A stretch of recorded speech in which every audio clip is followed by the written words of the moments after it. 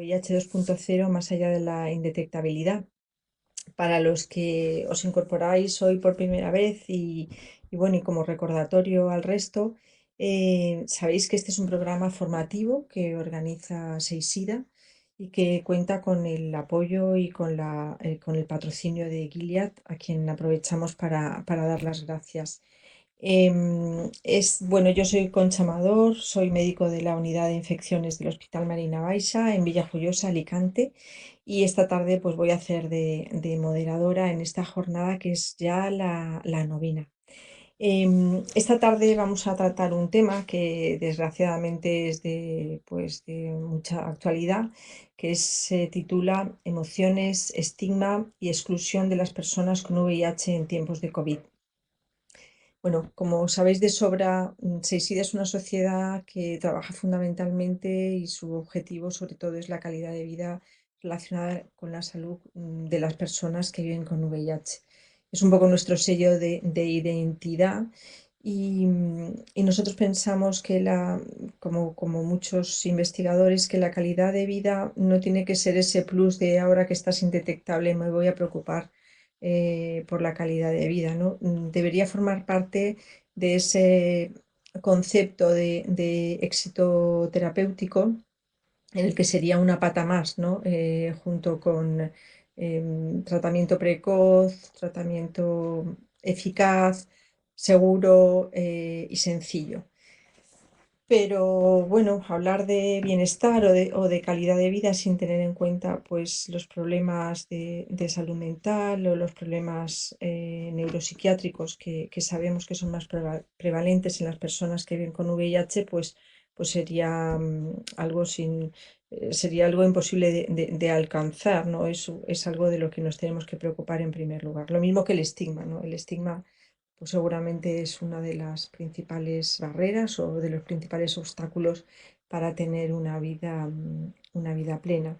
Pero es que además nos va a afectar en el desenlace de la propia enfermedad, ¿no? Va a hacer que las personas pues no acudan a las citas, no se tomen bien el tratamiento, tengan conductas de ocultación, en fin.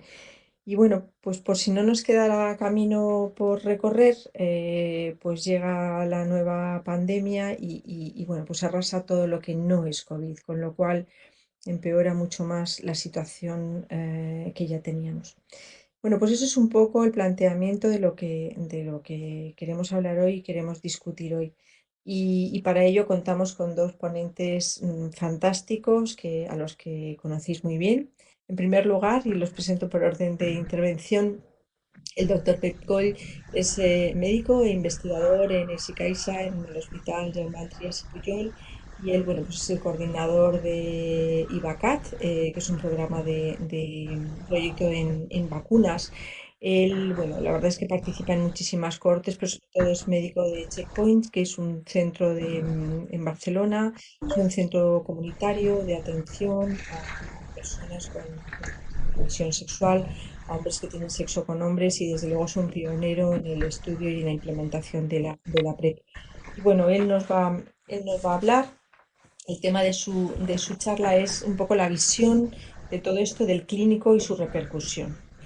Buenas tardes y a continuación María José, bueno, María José, que os voy a decir, María José es doctora en psicología social, ella es profesora de la UNED, ella es gerente de Seisida, gerente motor.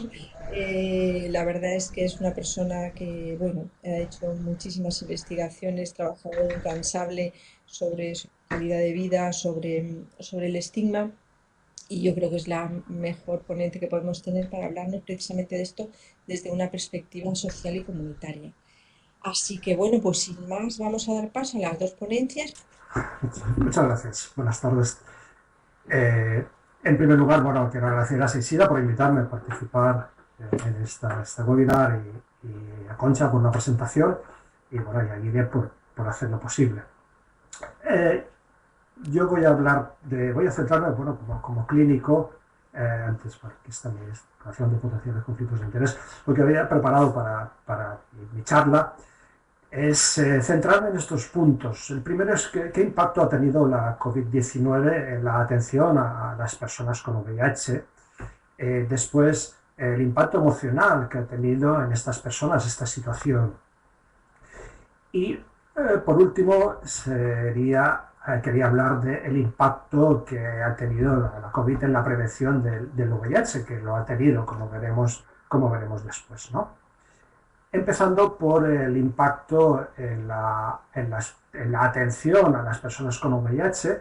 Bueno, pues hacemos por lo que hemos visto, ¿no? Por cancelaciones de visitas por el propio hospital o a veces por el propio paciente, pues por temor a acudir al hospital y de hecho con un criterio muy razonable, ¿no?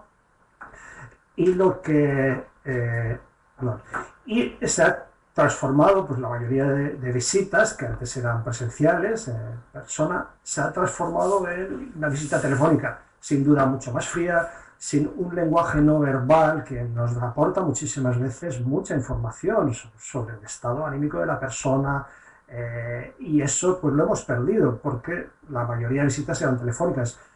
Algunas podían ser a través de videoconferencia, pero no sé, en otros casos, al menos en nuestro caso, prácticamente todas eran telefónicas, no por videoconferencia.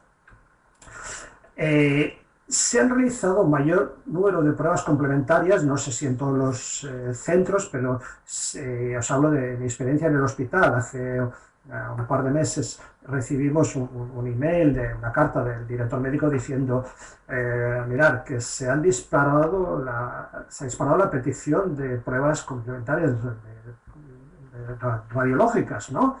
Y eso, bueno, es atribuible a que, pues, con estas visitas telefónicas o sin visitas, pues no podemos realizar una buena anamnesis o incluso ni siquiera una exploración física, con lo cual es como si intentáramos muchas veces, bueno, pues intentar compensar esta falta de información con estas pruebas complementarias, que, bueno, podría tener sus efectos beneficiosos, podríamos decir, bueno, es que así vamos a diagnosticar más, pero realmente es así, hemos diagnosticado más durante la pandemia con estas circunstancias.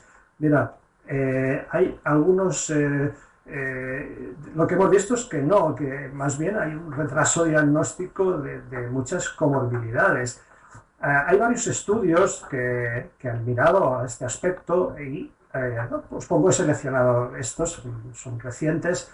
Este es un estudio en Inglaterra que decía, bueno, pues que las derivaciones por sospecha para diagnóstico de cáncer habían caído un 60%, ¿no?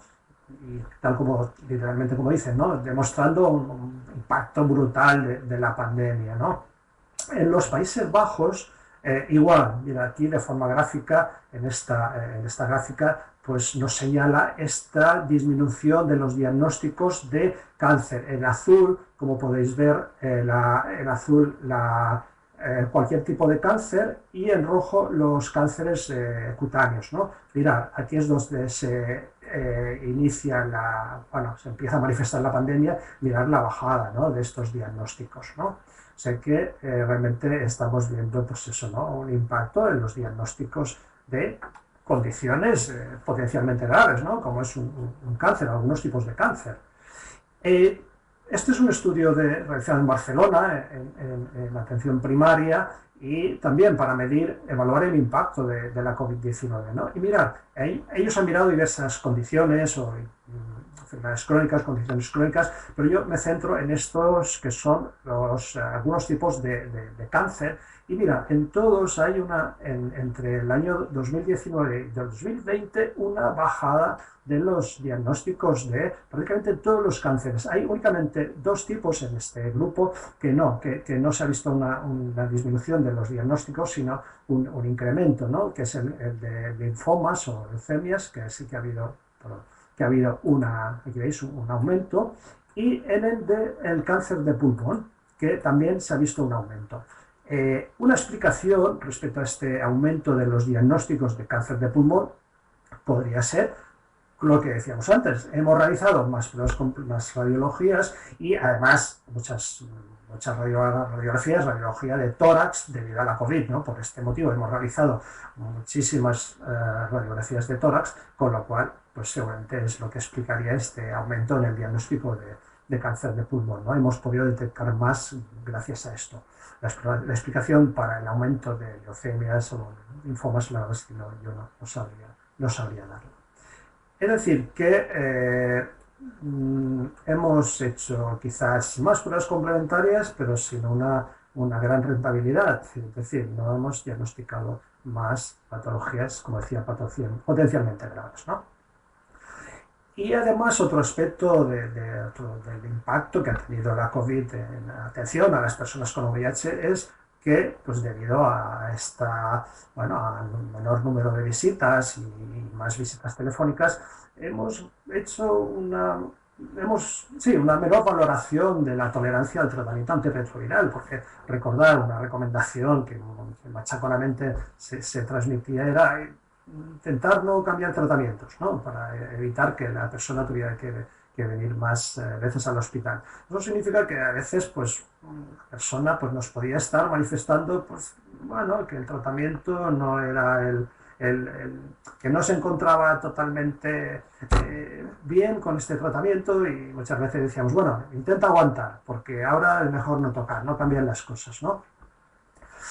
Y y en cuanto al impacto emocional, ya pasando a la esfera emocional de las personas, y las personas con VIH en este caso, hay varios factores que han intervenido. Uno es un temor a una nueva enfermedad, recordad la incertidumbre inicial, qué va a pasar. Bueno, al principio es verdad que el temor no era tanto, fue después que apareció porque veíamos que estábamos ante una enfermedad más seria y más grave de lo que pensábamos, ¿no? Como cualquier persona, pero especialmente una persona con VIH, ¿no? Nos preguntaba y se preguntaba, ¿tengo más riesgo de contraer la COVID-19? Y si me contagio, ¿tengo más riesgo de complicaciones? La información que teníamos, las primeras informaciones decían o parecían indicar que no había un mayor riesgo, que tampoco habría más complicaciones, pero porque estábamos al principio, teníamos poca información, estudios muy pequeños, pocas observaciones de COVID en personas con VIH, y después empiezan a aparecer estudios y que sí, que están viendo que sí que podría haber una mayor gravedad en personas con VIH. He seleccionado, hay bastantes, ya tenemos bastantes estudios, estos dos que son muy recientes, de Estados Unidos, y donde observan pues, que personas con VIH y personas a las que se les ha sometido a un trasplante de órgano sólido fueron altamente, o sea, más vulnerables al SARS-CoV-2, a la infección, y que desarrollaron unos cuadros más graves de COVID-19 comparados con la población general. Y este metaanálisis que realizan pues, en China, con una gran experiencia, como sabéis, ¿no? Donde observaron una mayor mortalidad por COVID-19 en personas con VIH. Es decir, que realmente es una preocupación pues, que estaba fundada y que añadía pues, con este impacto el estado emocional de una persona con VIH, ¿no? Que se siente más vulnerable y que puede tener más complicaciones si adquiere la COVID-19, ¿no? Otra pregunta que nos hacían, pues, cuando ya aparecen las vacunas, ¿no? Bueno, ¿y si me vacuno puedo tener más efectos secundarios en condición de persona con VIH? Al principio pues no, tampoco lo sabíamos, ¿no? Bueno, parece que no, pero era un temor también muy razonable, ¿no? Y la misma pregunta respecto a la efectividad, ¿no? De la vacuna. Bueno, ¿y si tendrá la misma efectividad que la población general? Tampoco al principio lo sabíamos muy bien, por eso, por la baja proporción de personas con VIH que habían participado en los estudios de vacuna. Bueno, por suerte parece que sí, quizás en personas muy deprimidas no, pero que podemos decir, pues sí, la vacuna va a tener la misma efectividad. Otro factor que ha tenido un impacto en la esfera emocional, pues bueno, que ha habido un mayor aislamiento social y familiar. Sabemos que muchas veces personas con VIH ya de por sí ya están sometidas a un mayor aislamiento social y familiar, y bueno, con el estigma de siempre por en medio, que pues, nos hablará más María José, y también, pues en algunos casos, pérdida de seres queridos y en algunos casos también pérdida de puesto de trabajo. Pues todo esto, bueno, imaginaros que, que le pasa a una persona, pues como la reacción y cómo va a sentirse, ¿no? Es decir, que todo esto ha tenido un impacto negativo en la salud mental de la persona y que además sabíamos que muchas veces la persona con VIH, pues bueno, hay una mayor prevalencia de los trastornos depresivos o de ansiedad y encima, pues bueno, todo esto, ¿no? Con lo cual, pues, bueno, pues sí que ha habido más sufrimiento, ¿no? En muchas personas. Y además hay que, bueno, lo que liga con lo que decía antes, ¿no? Ha habido más dificultades para abordarlo debido precisamente a estas visitas telemáticas, ¿no? Está claro que es más difícil un abordaje del estado emocional de la persona, es lo mismo que que una visita física, está claro, y lo que... perdón. Y también hay que reconocer el impacto de la pandemia en los profesionales de la salud, el agotamiento, la frustración, la desesperanza que hemos sentido también los profesionales de la salud. Y esto, pues sí, ha tenido impacto en la atención, ¿no? Sin duda, en la atención que dábamos a nuestros pacientes. Y aquí quiero ser autocrítico, ¿no? Bueno, comentaba Concha en la presentación, en la introducción, ¿no? Bueno, calidad de vida de una persona con VIH no es solamente los CD4 y la carga viral. Y mi pregunta es, bueno, en condiciones normales, ¿no? Fuera de la pandemia, abordamos siempre el estado emocional de nuestros pacientes, ¿no? Preguntamos, pues, bueno, problemas bueno, también laborales, familiares, consumo de sustancias, los estados de síntomas depresivos, etcétera, ¿no? Yo creo que no siempre, que tenemos margen de mejora en este caso y además agravado, como decía antes, por la situación de la pandemia, ¿no? Para acabar de complicar las cosas, pues aparece lo que se llama la COVID-19 persistente y cada vez se sabe más, todavía no se sabe mucho, pero sí que tenemos más datos, más conocimiento, mejor conocimiento sobre esta COVID persistente. Y mira, esto es un metaanálisis donde revisan síntomas asociados, ¿no?, a la COVID persistente y veis algunos muy prevalentes, ¿no? Como es trastornos de memoria, pérdida de memoria, ansiedad, depresión. Es decir, que una persona que ha pasado una COVID y que tiene una COVID persistente y además VIH, pues eso, llover sobre mojado, ¿no? Con lo cual, pues también pues eso, va a empeorar las cosas, ¿no? Eh, Quiero, como decía, ya acabar pasando al impacto que ha tenido la COVID-19 en la prevención del VIH. Un efecto claro y que ha ocurrido más de lo deseable ha sido la interrupción de la provisión de profilaxis preexposición. Pero no ha habido una interrupción de relaciones sexuales. Personas que han seguido teniendo relaciones sexuales, con lo cual ha persistido el riesgo de infección por VIH y otras ITS, ¿no? Si miramos la situación de la PrEP en España, sabemos que está aprobada se aprobó en octubre de 2019, el último día. En noviembre ya oficialmente ya se podía administrar la PrEP en España, pero realmente lo que hemos visto ha sido un retraso en su implementación, un bajo nivel de implementación en algunas comunidades autónomas, ¿no? Y hemos visto centros en donde se interrumpía la PrEP porque, bueno, pues porque los médicos y enfermeras de estas unidades pues tenían que dedicarse a la COVID y se suspendía la interrupción de PrEP. Esta gráfica es de PrEPWatch, es de la última actualización, y veis que entre 2018, 2019, cuando ya se aprueba la PrEP, es el aumento de personas en PrEP en España. Sí, ha ido aumentando, pero realmente estamos todavía con unos niveles bajos.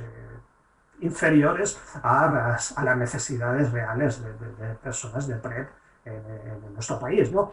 Aquí pone que se estima que habría unas 3.000 personas en PrEP. Son datos que no estarían actualizados. Yo os puedo decir que actualmente, a día de hoy, solamente en Cataluña había cerca de 5.000 personas ya en PrEP. Tengo información de Madrid, Centro Sandoval, que es el único centro de la comunidad donde se administra, que tiene unas 2.000 personas en PrEP, y en otras comunidades autónomas, bueno, las cifras serían inferiores, ¿no? Pero bueno, en resumen, estamos en una situación de infrautilización de la PrEP, sin duda, ¿no? Datos de nuestros vecinos, los franceses, pues mirar, en Francia se estima que había unas 32.000 personas en PrEP desde la iniciación. Recordemos que Francia fue el primer país donde se aprobó la PrEP y donde se empezó a implementar, a administrar en 2016. Mira, durante la primera oleada de la pandemia, esta disminución del 80% de prescripciones, de iniciaciones de PrEP, ¿no? Y eso también pues, ha tenido pues, impacto en que estas personas, pues en que había personas que estaban expuestas a un riesgo y no estarían protegidas, ¿no? Porque el confinamiento no ha significado necesariamente una abstinencia sexual, bueno, no es fuera de casa, ¿no? Hay un estudio holandés que dice que hubo un aumento de relaciones sexuales con las parejas estables. Bueno, pues igual supongo que por aquello de, bueno, estamos en casa sin poder salir, tenemos muchas cosas que hacer y bueno, pues venga. Es una anécdota que me hace gracia, que es un usuario nuestro de PrEP que me decía, bueno, yo durante el confinamiento he tenido sexo, pero he cumplido el confinamiento, o sea, no me eches bronca, porque era con un vecino de la comunidad. Es que, bueno, es eso, ¿no? Que realmente sí, que no había salido a la calle, ¿no? Pero bueno, bromas aparte. Comentaros algunos estudios. En el Reino Unido, pues una cuarta parte de hombres que tienen sexo con hombres declararon que sí, que habían seguido teniendo sexo esporádico durante el confinamiento. Casi una tercera parte de ellos estaban en la PrEP y 2/3 partes la pararon, la mayoría por no tener relaciones sexuales, pero algunos decían, pues porque no he tenido acceso a la PrEP, pues porque se ha interrumpido la provisión de PrEP, ¿no?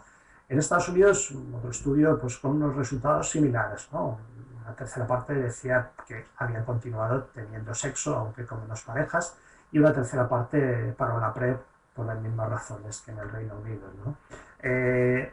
Yo la percepción que tengo es que efectivamente hubo menos personas que dejaron de tener relaciones sexuales o con menos parejas. Algunos, más de uno, realmente frecuentemente algunos me decían, no, yo realmente habrá dejado de tener porque vivo con mis padres o tengo que relación que llevar a mis padres y entonces no quiero exponer a personas mayores a mayor riesgo, ¿no?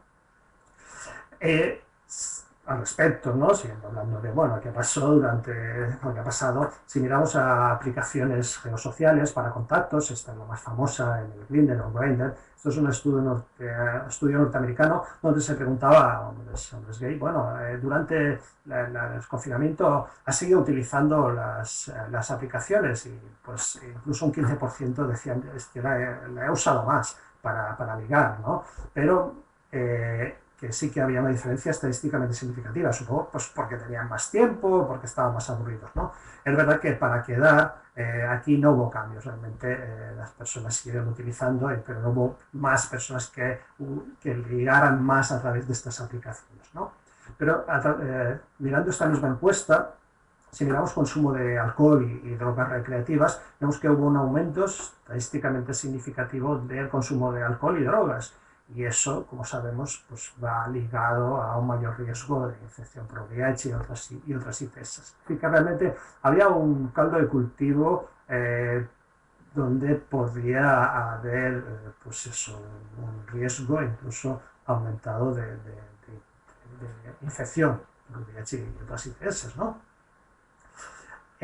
Datos otra vez de los franceses, de nuestros vecinos, es el estudio del prevenir, ¿no? Y ellos miraron. Ellos sí que vieron una disminución durante el confinamiento de los diagnósticos, en la incidencia de todas las ITS globalmente y específicamente en clamidia y gonorrea. Sí que no observaron descenso en sífilis ni micoplasma, pero la pregunta es, bueno, ¿es porque realmente hubo menos ITS o porque se hicieron menos pruebas? Bueno, es posible que por una combinación de los dos factores, ¿no?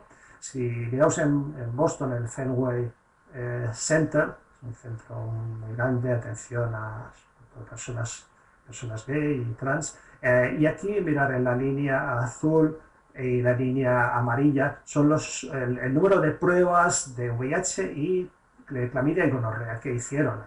Ya veis una bajada importantísima en el número de pruebas realizadas.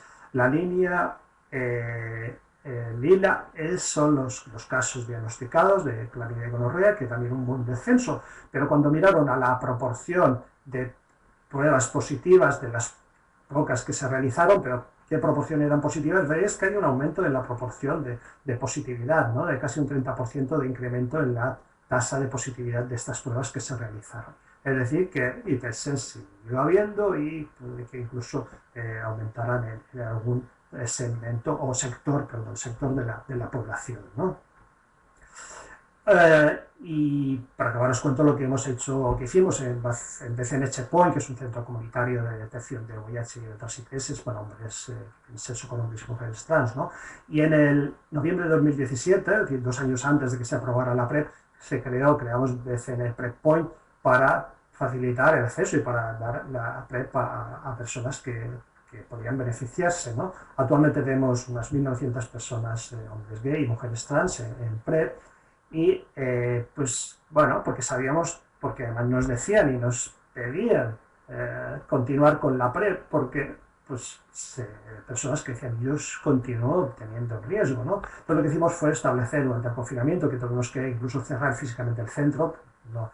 Porque aquí estábamos para visitas telefónicas y para organizar pues esto que os estoy explicando, ¿no? Que era el envío de medicación y autotest de VIH con instrucciones sobre cómo hacerse la prueba y qué hacer en caso de resultado reactivo. Por ejemplo, les decíamos, bueno, no te lo hagas por la noche ni un fin de semana porque no podrás contactar con nosotros y es importante que inmediatamente puedas contactar pues, para hacer counseling o soporte emocional, etcétera, ¿no? Iba acompañado de visitas telefónicas y lo que hicimos y estamos aplicando ahora es una modificación del protocolo. Intentamos ser más eficientes porque tenemos lista de espera. Entonces lo que queremos es poder dar entrada a más personas que puedan hacer la PrEP. Una persona que lleva más de un año haciendo la PrEP, lo que hacemos ya es pasar a visitas presenciales cada 6 meses y que las hace enfermería. Enfermería tiene un peso importantísimo en el control y seguimiento de las personas con PrEP. Y hay que cumplir determinados criterios, si son personas mayores o con insuficiencia renal o con factores de riesgo, pues no, para insuficiencia renal o de osteoporosis, por ejemplo, en estos casos no lo hacemos, sobre todo de insuficiencia renal. Sí que hacemos visitas presenciales y con analítica completa cada 3 meses, pero si no, se va intercalando con el autotest de VIH, nos mandan la foto una vez realizada para que estar seguros de que se ha hecho y que es negativa, y hacen una autotoma de muestras para ITS y las dejan en el centro y los resultados se les comunica en caso de que haya algún resultado positivo de infección por clamidia o gonorrea, ¿no? Y recogen la medicación en el propio centro, se puede enviar a domicilio y existe la posibilidad de visitas telefónicas.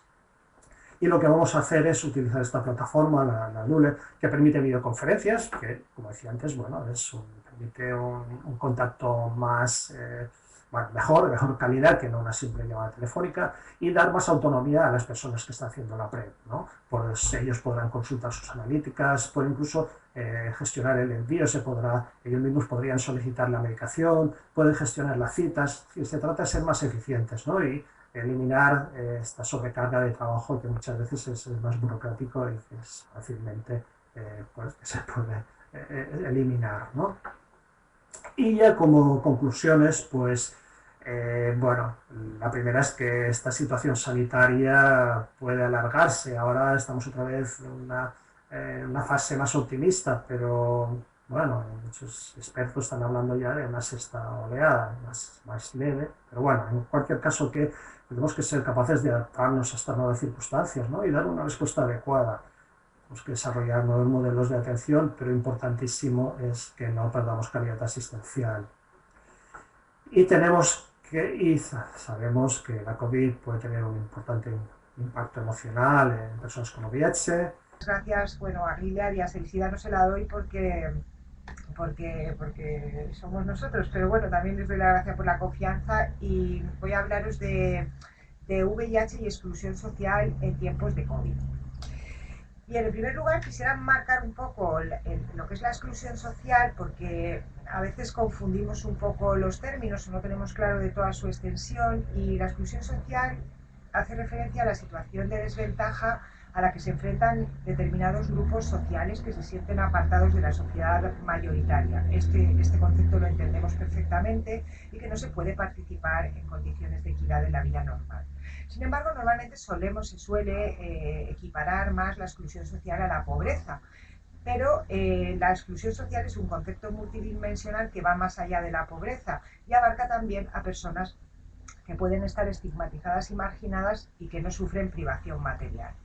La exclusión social es un determinante de la salud porque limita el acceso a derechos, a recursos y capacidades que se necesitan para una vida saludable. Y bueno, sabemos y hemos visto todos cómo tiene una influencia directa, por ejemplo, a través de la desigualdad en el acceso a recursos sanitarios, que tendríamos ejemplos claros, por ejemplo, con personas inmigrantes y las dificultades de acceso, o tenemos también una influencia indirecta a través de desigualdades sociales y económicas, por ejemplo, por mecanismos de estrés psicosocial que constituyen una barrera para la participación económica y para la participación social. Antes de la COVID-19 se estimaba que alrededor de 12 millones de personas en España, que es alrededor de un 26%, estaban en situación de pobreza o exclusión social. Ese dato que he dado de exclusión social era en España se miden con diferentes indicadores que normalmente no se rellenan, no son autorreportados, no los rellena la propia persona de la población, algunos sí, otros no, y por ejemplo, que he hecho ese cálculo es un indicador que es el AROPE, que está basado más en lo que es la dimensión de pobreza de la exclusión. Bueno, y luego también hay otros indicadores otros sistemas más multidimensionales, como por ejemplo los indicadores de la Fundación FOESA, que ya tienen en cuenta pues otras dimensiones, dimensión económica, dimensión de participación social, de conflicto social, de educación, etcétera. Bueno, hay otros indicadores más, pero era para que nos hagamos una idea por algunos de los datos que presentaré. En el caso del VIH, todos sabemos en este foro que existe pues, un alto nivel de estigma, que está considerada como una de las infecciones más estigmatizadas del mundo y que este estigma tiene consecuencias en la salud individual y que también influye en la prevención.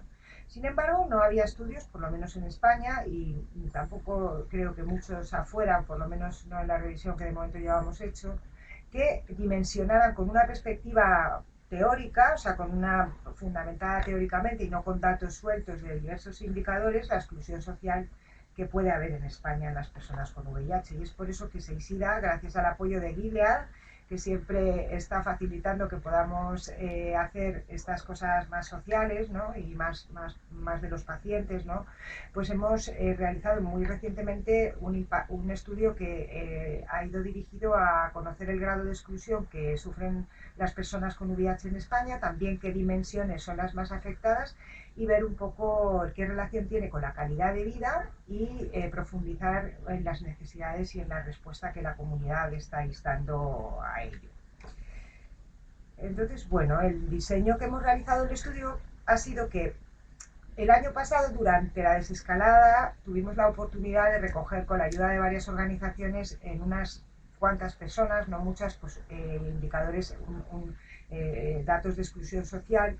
Luego, gracias al apoyo de Gilead, pudimos hacer una encuesta grande de 515 personas a finales del año pasado, o sea que estaríamos ahí como en el periodo entre la desescalada y no me acuerdo si era la tercera ola, pero cuando empezaba ya se disparó en diciembre, o sea que estábamos ahí en ese periodo del medio, ha habido unos meses, y después hemos profundizado pues haciendo entrevistas a organizaciones comunitarias para ver un poco más cómo estaba la situación.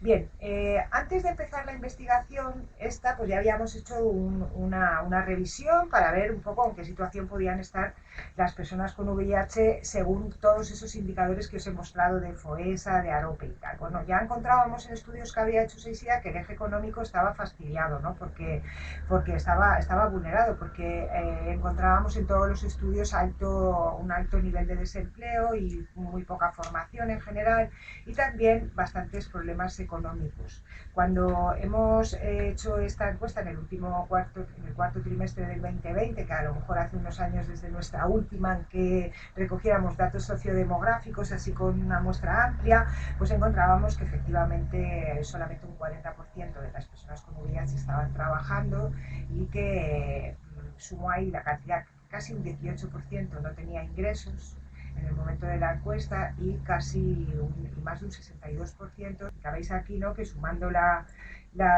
hasta 900 euros, pues más de un 60% tiene menos de 900 euros.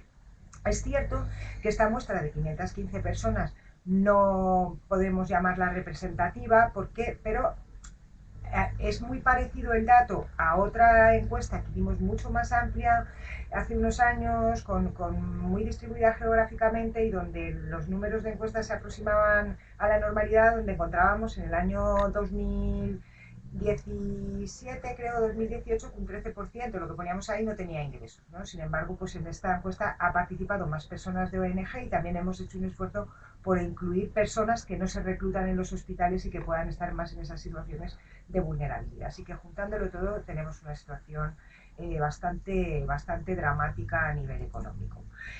También en el eje político y ciudadanía, que es un eje que se mide en estos indicadores de exclusión, pues también hemos ido viendo que el nivel educativo de las personas con VIH siempre ha sido bajo, ha ido aumentando con los años conforme ha aumentado en las infecciones en hombres jóvenes que hacen sexo con hombres. También podíamos pensar que la vivienda podía ser, aunque no hay datos, un ámbito vulnerable, porque si pensamos que un 20% de las personas con VIH son inmigrantes extracomunitarios y que la mayoría de ellos viven con sus familiares, según los datos que hay de inmigrantes extracomunitarios, pues podemos pensar que problemas de vivienda debe de haber en un porcentaje de personas con VIH.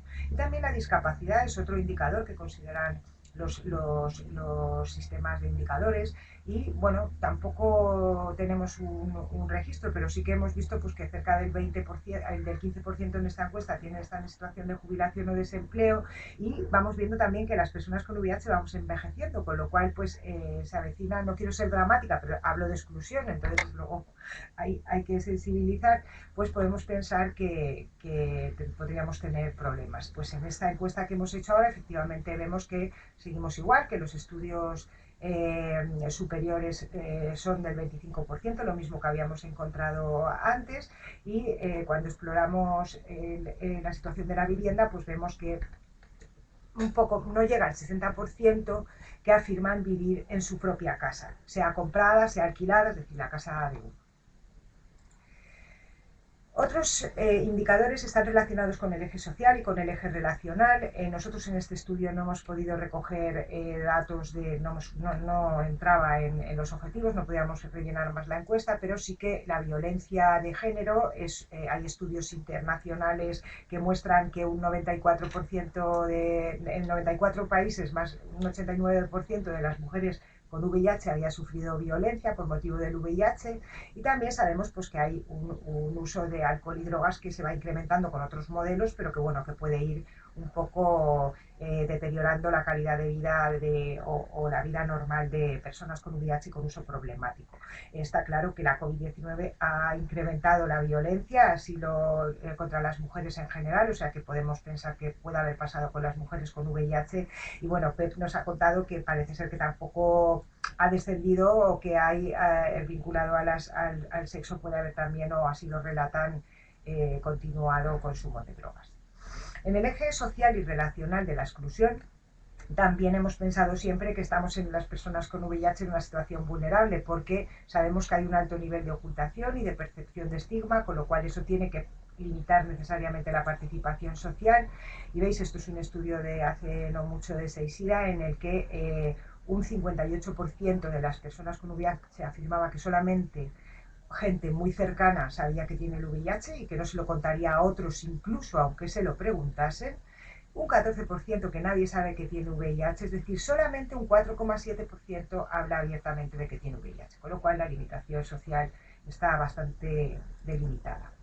Bien, pues nosotros lo que hemos hecho en esta investigación ha sido, en vez de coger indicadores sueltos, como os he ido nombrando, que habíamos ido cogiendo de unos sitios y de otros, pues hemos traducido y adaptado, con el permiso de los autores, un índice de exclusión social para encuestas de salud que mide de manera multidimensional y de manera reportada y con base teórica la exclusión social en base a 4 dimensiones.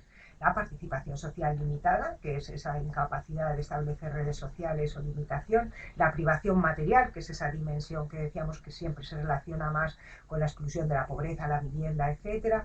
El acceso inadecuado a los derechos que como ciudadanos y ciudadanas tenemos, y la falta de integración normativa, que haría más referencia pues, a tener conductas prosociales o conductas más en línea con, con las normas sociales. Bien, pues aquí tenemos la fotografía de la exclusión social en las dimensiones de la muestra, en el que hace referencia al último, como he dicho, trimestre del año 2020, y vemos que en la puntuación general de exclusión, un 35% de personas encuestadas estaban en situación de moderada a fuerte exclusión social. La escala tiene 3 puntuaciones, se divide en 3, las puntuaciones de corte o nada, o algo, o de severo a fuerte. Solamente no llega a un 40% de personas que está incluida socialmente, si lo consideramos en global. Cuando vamos a ver las dimensiones, encontramos que la dimensión más afectada es la privación material, con casi un 31% de las personas en situación de privación material de moderada a severa. No quiere decir ello que otras dimensiones como la participación social o como el acceso a derechos sociales tengan porcentajes despreciables, porque aunque están rozando el 30%, que es mucho. Bien, pues cuando analizamos esto y vimos qué pasa con nosotras las mujeres, pues como ya suele ser lo usual, pues siempre estamos en desventaja en estas cosas, y vemos cómo si en los hombres está en un 30% el índice de exclusión total, en nosotras, en las mujeres, estaba en un 45%. Y lo mismo ocurre con la privación material. Mirad, de 25% a 45%, es mucha diferencia. Encontramos al analizar que habíamos medido con el Jupul HIV Bref, que tiene 6 dimensiones de la calidad de vida, las relaciones, las asociaciones, y todas las dimensiones de exclusión social se relacionan negativamente con todas las de la calidad de vida, pero son especialmente altas las correlaciones que hay en la dimensión de la falta de participación social de la exclusión y el acceso inadecuado a los derechos sociales. Y nos preguntamos, eso era a nivel de lo que pasaba en el trimestre del 2020, ¿no? Cuando ya había pasado todo esto, pero nos preguntamos en esa muestra que teníamos, que no son 135, eran 166, pero hay un error ahí, ¿qué había pasado? O sea, ¿había empeorado? ¿Había mejorado? ¿Qué pasó en ese tiempo tan corto entre olas? Bueno, pues lo que encontramos es que... A ver, un momento. Sí, lo que encontramos es que, sobre todo, en comparación, la línea verde es la línea de las puntuaciones de junio, y vemos cómo, y la de octubre, vemos cómo esto es, perdón, el porcentaje que me ha atascado, este 56% son las personas que tienen algún grado de privación material, o algo, están sumados, algo y mucho. Vemos que sube de manera estadísticamente significativa el grado de privación material en ese periodo entre olas. Sin embargo, encontramos una disminución, como parece lo lógico, en otras dimensiones como la participación social, donde había más personas con más porcentaje con limitación de la participación social. Estábamos en la desescalada en junio en comparación con el último trimestre del 2020. Nos podíamos relacionar un poco más, además de con el vecino de la escalera. Bien, comparamos también los ingresos personales los ingresos económicos entre esos dos periodos, y mirad, lo muestra aquí, ¿no? Esa dimensión de privación material de la encuesta, se ven los ingresos, se pasa de un 15% a un 20% de personas que no tienen ingresos económicos 7 meses después. También cuando comparamos la calidad de vida vemos que aquí se ven aumentos en la calidad de vida en el último trimestre del 2020, quiere decir que se había mejorado especialmente en la dimensión física de la calidad de vida, donde se encuentran mejorías estadísticamente significativas. Yo creo que la salud física no va separada de la salud mental.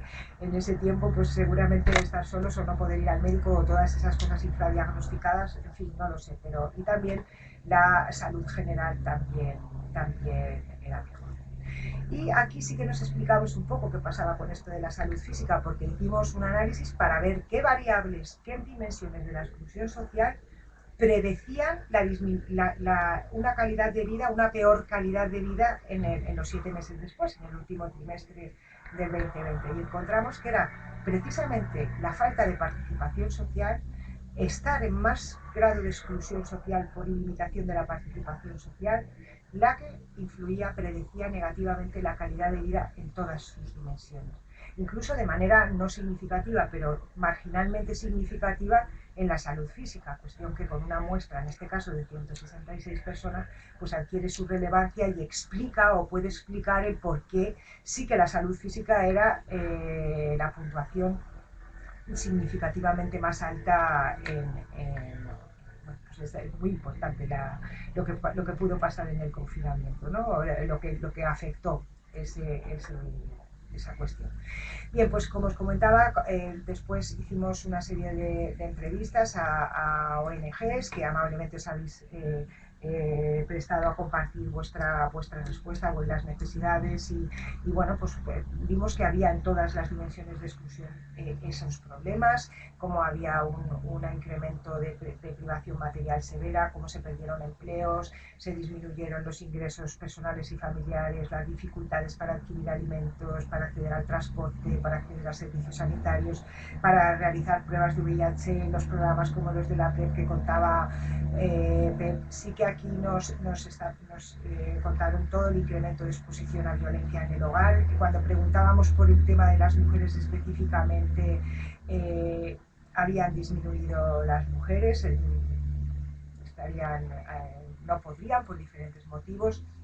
También en los temas de vivienda se observó que había pues, disminución de la calidad de la vivienda, habitaciones superpobladas, los conflictos por impagos, también problemas con la asistencia médica, todos los conocéis, los ha comentado Pep, eso es lo que nos habéis relatado y desde luego toda esa falta de participación social que se traducía en aislamiento, en sentimientos de soledad, en las dificultades que además muchas personas con VIH tenían o rechazo para el uso de las tecnologías, es decir, todo lo que toda la población ha sufrido pero unido a lo que el VIH ya supone en sí.